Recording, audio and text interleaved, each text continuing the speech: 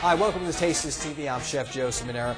Great show for you here today, talking about foods that pair with wines. Now, it's always a question, it's always an email. Which wines go best with these types of foods? Those are the types of questions that I get. To answer your question, though I do know a little bit about cooking with wine, I've asked an expert to come on the show with me and talk about some wines that we'll be pairing with some of the dishes that we're doing today. It's sort of my food, his wine, no problem. So I'd like to welcome a good friend of mine from Wine and Dine with Mastro TV, Tom Mastriani. Tom, how are you? Oh, good how to are see you? Good to how see you you. How you been?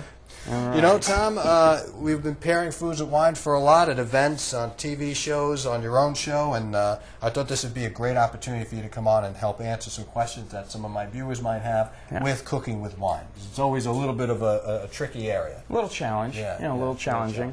Well, let's start with what you're going to make. Yeah, today we're going to start with a chicken dish. We're going to make like a chicken jambot, which is actually zucchini in a red sauce with some leeks and stuff like that. And we also have some wonderful organic free-range chicken breast with no additives or antibiotics. I know your favorite. You know, I'm going to be poking those chickens around with stuff like that.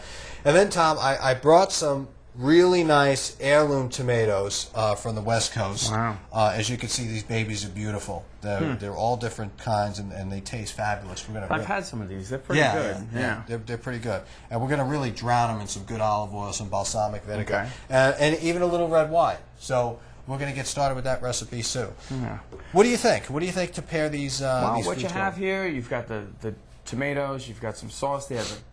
Is that Pecorino Romano? Yeah, this Pecorino Romano cheese, Okay. sheep's cheese, sharp, highly salted. Right. So what we're going to do is we're going to pair this with a red wine, Right. particularly a Cabernet Sauvignon. Okay. And this Cabernet is from Argentina. So it's, but it was made by Italians in Argentina. So Yeah, a lot of family pretty, kind of flock interesting there. wine. Yeah, So- a lot of families flock to Argentina over the past. At least my family. Well, this was about 1940 when they went over there and started making wine. So I don't think they went there to make wine. Probably chased some girl over there. That's why. But I think this will go well with what you have, and we can cook with it also. Excellent. So if you want to All put it in right, the so salad. you want to get started with this dish? Sure. Okay, what I have is some leeks here that I've actually diced up, soaked them in water. And I always like to put them in the pan first, Tom, just because you got all that water and you want it to evaporate it first before actually adding the oil. Just a little technique I've learned over the years. Nice. I have enough tattoos on my face from throwing that water in there. All right. Well, the thing is, I know whenever I use leeks, you have to soak them big time. And so you have yours soaked. Yeah, you got to soak them in cold water because, like you just mentioned, they're very sandy. so they have a lot of sand in them. You know, and leeks really do have a nice earthy flavor. They're great. I think they're better than onions. Definitely, and not as harsh. You know, they've got a good flavor, good consistency. They're easy to cut. You know, for me, I'm not the best chef, but You're good though. I mean, you cook with wine. That's the stick. That's really the premise of your show, right? Yeah, absolutely. Well, pairing with wine.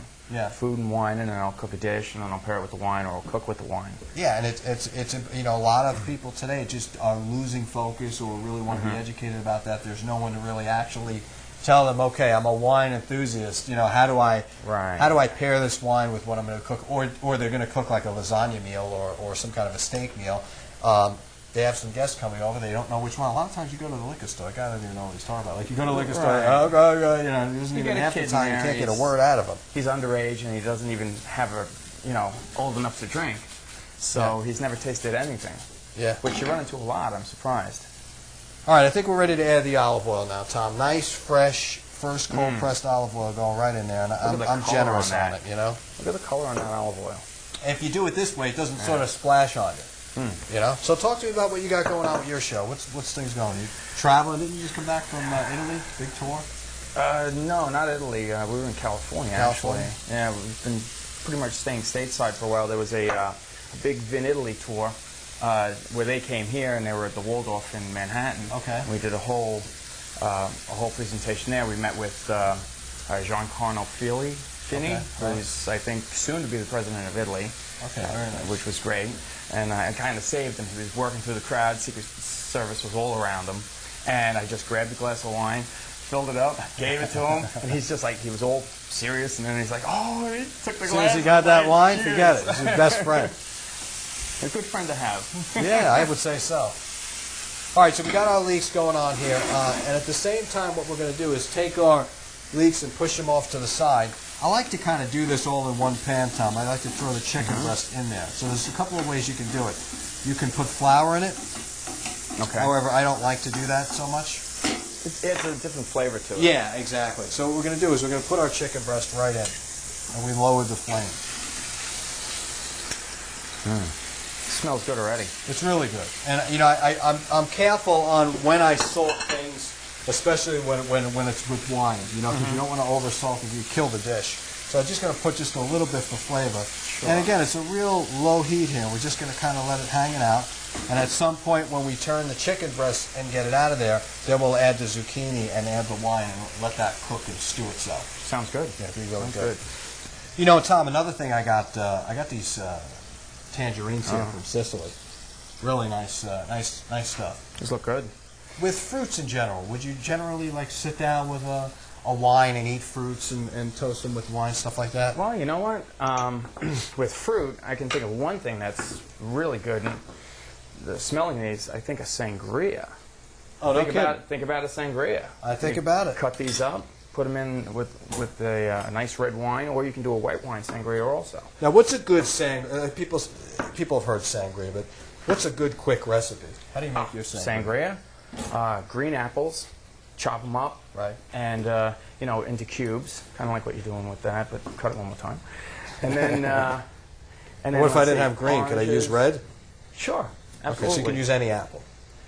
Yeah, but the green apples tend to absorb the color. Also, it's a good contrast, gotcha. so it looks good. Gotcha. Oranges, lemons, a little bit of brandy, and some sugar, or what I like to use, simple syrup, or what I really like, I've been so into it lately, is agave nectar.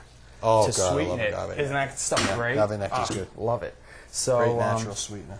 And I like to let it sit for about 4 hours before you serve it. Just Okay. put it in the fridge, you know, put all the fruit in there and put it in the fridge, and then you're good to go in about 4 hours. You'll see that with the green Interesting. with the green apples, with the red wine, it starts to sink in, and the longer it goes. So when it's just right around the edges, that's when it's ready. So that's what I like to do with fruit and wine. And it's good because, you know, even in the old Italian days and growing up in the Italian household, I know your family probably did this too, they would add that fruit right in the wine. You know, there'd be that pitcher of wine with the fruit in it. Oh, absolutely, absolutely. And it really sweetens up the wine. It makes it a lot lighter. It's great in the summertime. Exactly. With the wine chilled, you bring it down to like 50 degrees. Exactly. You know, it's perfect. Now, all right, so I guess I'll bring you back over here. We got some leeks. We got some squash that we put in there, green zucchini, and we're actually going to, I mean, if we wanted to get crazy, we could put these patty pans that we got in here too. Patty which pans. Which is the same class of the actual squash and zucchini family. So we'll just put a couple in those to keep it honest. Sure. But the whole premise of this dish, Tom, is we're going to just caramelize the chicken, turn it over, and get ready to take the breast out. Oh, yeah. We don't want to overcook the breast. We want to cook the breast perfectly, and then, you know, leave the rest of this to cook and stew with the wine. So in a couple of seconds, we're going to take that chicken breast out. What's the proper technique of storing like red wine? Like, can I put it in my hot garage, or you don't recommend it? Absolutely not. Don't put it in your hot garage. If you put it in the garage, you're going to get too much temperature swing. And think about the way the grape was grown. You know, in a nice climate, you know, you're getting your microclimates. But also, once it's bottled, the heat will damage the wine. It'll turn the wine. So, and also the constant contraction and expansion of the wine in the bottle might break, you know, the seal of the cork. You might get some air in there, and it'll basically cork the wine or spoil the wine. So, I mean, the old rule of thumb is that white should be chilled and red should be at room temperature. Is that, because I think that's what a lot of people think. It's preference also. Whites definitely are nicer chilled, but the colder the wine, the less flavor you're going to pull out of it. So no kidding. Yeah, even with whites. Yeah, any wine. So when it's cold, it's like ice cream. You don't really, when you bite into it, you know, it's cold. So your taste buds actually freeze. You're losing the sensation of taste. Yeah. So it's like the difference between cold pizza and hot pizza. Yeah, I feel you. I feel you. All right, Tom, our chicken's just about done here. So we're going to actually take it out. That looks good. And we're just going to leave it on the plate off to the side because we don't want to overcook our chicken. If we were doing a chicken on the bone, that would be great coq au vin. But in this case, we're going to kind of keep it simple without the bone. Give us a toss. And already it's starting to look good. You see all those caramelizations? I've added some potatoes in there to help starch it up. It looks beautiful. And we're going to add a little wine in this baby. I was going to say, we got to deglaze. As soon as I see that on the bottom, maybe you see show them that. Once you see that, that's the all the caramelization, and it's starting to stick to the bottom. Exactly. It's got to be lifted right off. The only way to do that is from an alcohol. And a guy like Tom on the show to pour it. Yeah, one of my favorite things is deglazing. I just love to deglaze. So that's how you do that. Nice and easy. Yeah, nice and easy. So, and then let's break out the screw. You grow any wines? You make homemade wines yourself? A lot of people out there make some really good there's a vineyard. My grandfather made his own wine, and that's how I got into wine. Your cousin, was it your cousin? Your brother-in-law made wine? My brother-in-law makes wine also. Pretty good stuff, he makes it all the time. So I guess what we're looking for is to get those residual sugars and all those flavors, caramelization up off the pan with the wine. Well, this is perfect for that. All right. Now, let's pour this in there. You ready to stir this? Ooh, I love the sound of that. Oh yeah. Beauty. Very good. As you can see already, as you can see already, all those flavors just come right off the pan. And if they don't come off, you can actually just take a spoon and kind of move it around. But it's clean. It's coming off. It cleans right off. It's so awesome when you do this. Whenever you have something that's stuck to the pan, who wants to clean it? Exactly. It's good, and it brings all those residual flavors, like we said, back up to the surface. All right, we got a little sun-dried tomato pesto. Nice. Big on the pestos, and we're going to put a little sun-dried tomato. They give it more of an acidic, earthy flavor that we're looking for. And eventually, all this will actually cook down to a paste formation that will actually be molding and then stacking the chicken nice, high, and tight. And next, Tom, I have to add some tomato sauce because this dish is good with tomato sauce. It's looking amazing right now. And you could use any favorite tomato sauce you want. One thing I like about cooking with wine too, it gives it a nice dark flavor. Dark color. Really, there's a lot of good things about it. I think if that's about enough red sauce I'm going to add. I don't want to overpower the dish with adding too much red sauce. And you notice I waited for the wine to actually cook down a bit before I add the sauce because you don't want to actually add them exactly at the same time. Let it cook down a little bit. Let those flavors kind of get earthy. You want to get the wine to soak into the vegetables also. Exactly. So what do you say we taste some of this wine? Yeah, let's do it. Well, let's do the tasting here. All right. Let's take a look at the color. And we got a really nice, look at that, it's like a garnet red. Very nice. And let's check out those legs. Yeah, you got to have good legs, right? Okay, yeah, it's starting to come down. I'd say the alcohol content is somewhere around 13.5, somewhere around there. Right. So let's give it a sniff here. Whoa. Ooh. Yeah. That's nice. You got that right? Big fruit, big berries, blackberries, cassis. Blackberries. I smell that. Wow. That's really nice. That's robust, so I can't wait to try this. You know what this is going to taste like? This is going to taste great with this wine. Wow. I feel a little hair on my face. Mine's standing up. All right, let's try it.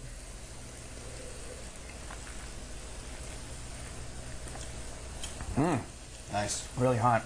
Would you classify this as a dry wine or sweet? I would classify this as a dry wine, or a semi-sweet. It's not bone dry. Yeah.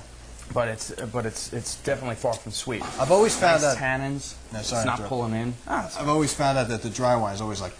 Yeah. Well, that's what I was saying. The tannins. This tastes good. Like sucks you out of it, you know? Yep. It's the tannins that do that. It's the skin. When they press the skin, you get the tannins, and it pulls your cheeks. So your tongue gets all tight. You know. Exactly. It's like if you ever eat a cactus in the desert, the tannins are ridiculous. You'll die right instantly because everything closes up. Yeah, it's amazing. Yeah, but this is very nice, real nice. Okay, we're going to go next on this tomato salad, Tom, and beautiful tomatoes here. Now, obviously, I don't really cut the small ones, but I do take some of the bigger tomatoes out here and just kind of give a lateral cut to it. Okay. Just because I think you can eat it better. The half tomato always absorbs the excellent flavor that you put into it with the olive oil, and sometimes when you put a whole tomato, the oil just kind of slips off the skin. The same effect that water would have on it, when it rains. So what you want to do is definitely cut open the larger tomatoes in here. And you get the juices in there too. Yeah, and there's a quick way to do that too. You don't have to do one by one, and I'll show you the technique in just a minute. But want to get basically mostly out of them. Do you know where these are from? Like Yeah, actually, these are from California. Okay. Just give this a toss before. All right, this is good. I'm going to cut this off. We're good. You take a serrated knife, Tom, and just with your hand, you know, get your fingers up, and you just want to kind of cut through. You know what I'm saying? That's great. And you go right through all of them. Forget about it. That's such an awesome thing. Yeah, I mean, you're going to get a couple of stragglers here, you know, that you can just cut in half. But for the most part, all of your tomatoes are going to go in half. You know, you've got 5 like that. You just take your hand. That's terrific. And done. Don't do this at home unless you're a trained Don't do that chef. at home. You know, do it a couple of times the regular way. But you can take 3 or 4 and just, because otherwise you're just going to stand there all day doing one at a time. I mean, you know, which is kind of, I don't know, hideous in my opinion. When we were talking about sangria earlier, grapes are also a nice thing to put in there too. And Yes. cutting them the same way would be great because I always like to cut them this way the juices get into the Exactly. the I'm mix. with you. And you know, even for desserts too, we would cut our grapes right in half as well. Okay, so now this can go into, and you know, the smaller tomatoes are okay with the seeds. I mean, you don't necessarily need to squeeze out each seed; it's not going to kill you. Even though seeds tend to have a real bitter flavor for the most part. But I'm just going to clean this up real quick here. And you know, some tomatoes you can actually leave the seeds. It's not really going to kill you. I like cherry tomatoes when you just pop them and eat them. Yeah, but these are really good by itself. Yeah, you know, so I just take the smaller ones here that got the color and mix it up, and a really good quality first cold pressed olive oil is the way to go. Put a little oil in that baby, and then you can start singing to yourself right about now because this stuff is good. And then we got a little bit of salt. You add a little salt in there. Any salt is good, but I prefer sea salt. I don't know what it is. Sea salt just is really good with tomatoes. Okay. And it really brings it out. Next I like to do is a little fresh cracked black pepper. It looks like you have the multicolored. Yeah, this is the Malaysia peppercorns, which is the 3 different colors. Nice. And we'll throw a little bit of that in there. And I just like to take a little toss. Stand back. Yeah. Yeah, so I mean, you could see the colors in there, the flavor. It's beautiful. Okay, beautiful. Now, Tom, we can do a couple of variations to this dish that I like to do. Okay. And again, you know, my motto is always keep it simple. You know, keep it simple. Let the natural residual flavors get out of stuff. And you know, you always put basil in with some kind of tomato salad. What I've done is I take it a step further. I made a pesto, and this pesto is really good. I'm actually going to take a little bit of it in the center here. And I'm going to create a bed, you know, with the spoon. I'm just going to kind of take it and put it around and give it a little nestle. You know, this way it gives you the opportunity if you want to dive into the pesto or not. And you could do this with olive tapenade, olive pesto, etc. You know, just use a good quality basil and you should be good. Now you give that one more mix. And I just take some, you know, with the oil and the juice and put it right in there. Wow. You know, making sure to get all the colors. Yeah, get some nice color. All the flavors. And this with a piece of grilled bread, we get lost. You couldn't find us. You could probably put that on top of a piece of bread too, Sure. just like that. Absolutely. I mean, you got some great colors in here, great textures, wonderful flavors. You know, but we're not done yet. Because what I like to do too with this type of thing is add a little bit of these wonderful tangerines that we got from Sicily. And just kind of take them apart and just kind of put them hanging out on the outside of it. You know, this is all complementive flavors. It's all going to complement the flavors, complement the dish. You know, stuff like this really goes a long way. What do you think with wines as far as this goes? I'd go with a white with that. Would you? Absolutely. Okay. Yeah. Anything in particular? Because it's light, it's fresh, it's clean. Look at it. It's beautiful. Yeah, it's very clean. I do have a white here. Right. And this is a Pinot Grigio. Okay. This is famous white wine, right? I mean, they're around. Oh, absolutely. Yeah. Pinot Grigio is. It's also in France. It's Pinot Gris, so it's the same grape. It's just in a different region. And but when it's grown in a different region, like in Italy, it's a lot sweeter and it's drier and sweeter with a little bit of fruit or a lot of fruit behind it. There's more fruit. And with a Pinot Gris, which is from France, it's a different terroir, which is different land. It's growing more in rock and not you know, on a hillside with a lot of water. Right. And you know, the Pinot Gris is not going to. It's going to be more minerally, more earthy, like flint. You know, you get that flinty kind of flavor. Yeah. So this almost like sulfur, right? Like that sulfur flavor. Well, they describe it as flint. I mean, if you look a lighter, you know, a lighter that's empty, and you start flicking it maybe into your hand, you smell it, and if you wanted to, you could taste it, but you'd get that flinty kind of taste. So, but this being from Italy, it should be sweeter and a little more fruity. So you think that should marry pretty well with this dish? I think it would be great. Excellent. Yeah. All right, I'm going to add a little bit of shaved cheese, and you notice I've added it at the state where it's really not hot, it's just kind of warm. So I don't like melted cheese. I like for the cheese to still be kind of whole in your mouth. You can taste it. Yeah, otherwise it just becomes a sloppy mess, you know? Sloppy mess went out last year. All right, we're right in the center here. Again, you could smell that wine flavor, really hearty, nice dish. You got a lot of stuff going on. You have a starch. You have that potato that we put in before, which soaked up all that wine and liquid. You have the patty pan, the yellow squash, green zucchini that we put in there. You have the other zucchini. What potatoes are those? These are actually baby Yukon Gold. Baby Yukon Gold? Yeah, baby Yukon Gold. I thought they might have been fingerling, but... Yeah, no, they're small. Actually, they're here. These are fingerlings. These are Yukon Golds, baby Yukons. Right, okay. I use fingerlings. You know, they have a very similar flavor. You know, it's not a really high starchy potato. And we have our chicken breast that we had here earlier today. And we're going to take our chicken. And again, it is moist right now. And this is not a dish that you have to serve piping hot. You know, what I like to do is just cut the chicken on a bias like that. Nice. Nice and cooked. 1 minute. Put the chicken just on top. You know, maybe take another couple of slices here.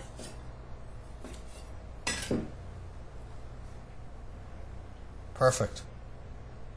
You know, and you know what I like to do, Tom, too? I like to put a little citrus on top, just to cut through all the stuff that's going on here. Okay. Maybe I'll take a little bit of orange segments on top. And you know what? If you want to take a little bit of garnish, you could do that too. Followed by just a couple of pieces of cheese there. And there you go. That's beautiful. There you have it. So, I mean, two dishes that I think will make the grade with your wonderful wine pairing here, Tom. Tom, thanks for coming on the show. I mean, we will definitely toast to this. What? How can people get more educated wine? Can they visit your site? Yeah, go to my site, which is www.mastrotv.com. Mastrotv.com. Learn about how more wines compare with foods. Right, I've got a review section. We've got a wine club. We've got all sorts of information, how to taste wine. There's actually a chart there you can download, and you can do testing and taste your wine and fill it out. Excellent. Tom, cool. Thanks for being on the show. Really appreciate it. My pleasure, Joe. And thank you all for joining us on this episode of Cooking with Wine. I'm your host, Chef Joseph Simonera. Remember, there are no rules in cooking. Taste this. Salud. Yeah, you got to soak them in cold water because, like you just mentioned, they're very salty. Shit. Like you just mentioned, they're very sandy. so those. Okay. Like fingerling red. Oh, fingerling. Okay. Oh, darn. I didn't know. Fire out there. Yeah. Okay, give me the tape. Flustered. Give me the tape. Real quick.